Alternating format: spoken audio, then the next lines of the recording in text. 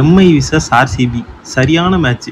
எம்ஐக்கும் கிடையாது, ஆர்சிபிக்கும் கிடையாது, சிஎஸ்கே ஃபேன்ஸுக்கு. நல்லா 3 மேட்ச் மூச்சு திணற நம்மளை அடிச்சானுங்க.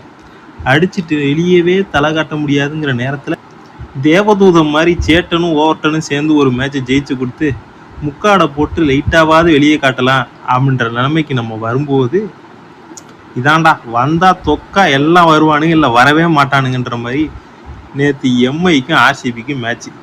எவன் தோத்தாலும் எவனையாவது பிடிச்சி செம்மையாக வச்சு செய்யலாம். என்னைய சொல்ல, சிஎஸ்கே ஃபேன்ஸை சொல்கிறேன். சிஎஸ்கே ஃபேன்ஸுக்கு ஒரு சரியான ட்ரீட்டு நேற்று மேட்ச்சு. ஏன்டா நீங்களே 3 மேட்ச் தோத்துட்டீங்க, இவனுங்களை அடிக்கிற அளவுக்கு உங்களுக்கு என்னடா அருகதை இருக்குன்னு சிஎஸ்கே ஃபேன்ஸ் நீங்கள் கேட்கலாம். நானும் அதான் கேட்டேன். அது என்ன சொல்கிறானுங்கன்னா, இவனுங்கெல்லாம் கைக்கு வாக்காக இருக்கும்போதே அடிச்சிடணும், இல்லைன்னா நம்மளை அடிச்சிடணுன்றானுங்க. சரி ரைட் விடுங்க, நேற்று மேட்ச்சில் என்ன நடந்துச்சுன்னு பார்ப்போம். எம்ஐ ஆர்சிபி 2 பேருமே சூரியவன்சி பாப்பாவோட சூறாவிலிருந்து சிக்கி சின்ன பின்னமாக தான் மேட்ச்சுக்கு வந்தானுங்க.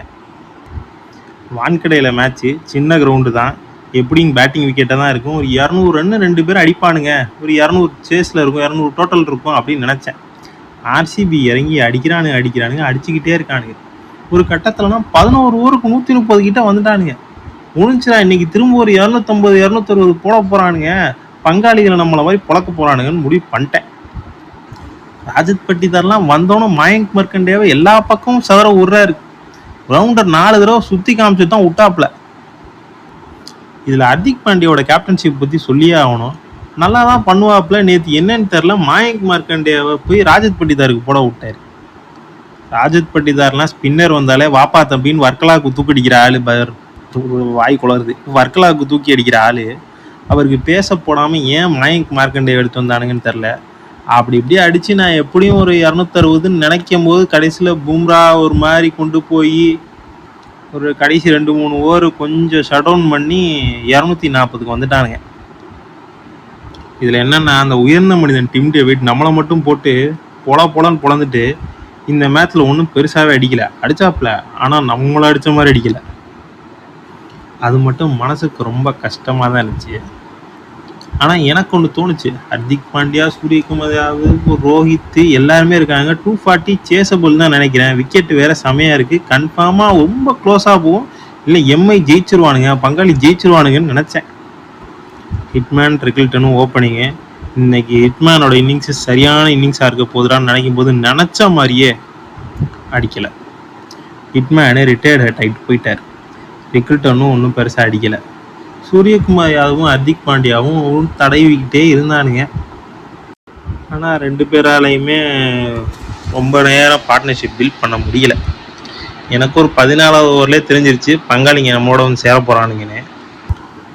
இம்பேக்ட் பிளேயராக வந்த ரூதர்ஃபோர்டு ஃபஸ்ட்டு 10 பால் ஒன்றுமே அடிக்காமல் ஃபேன்ஸ்லாம் ஆட்டோவை பிடிச்சி வான்கடையிலேருந்து வீட்டுக்கு போனதுக்கப்புறம் அடிக்க ஆரம்பிக்கிறாப்புல. கடைசியில் எல்லாம் முடிஞ்சதுக்கப்புறம் யாருக்குப்பா டீ ஆற்றிக்கிட்டு இருக்க நீன்ற மாதிரி தான் இருந்துச்சு. எப்படியோ போய் பங்காளிங்க 222 அடித்து தோற்று போயிட்டானுங்க.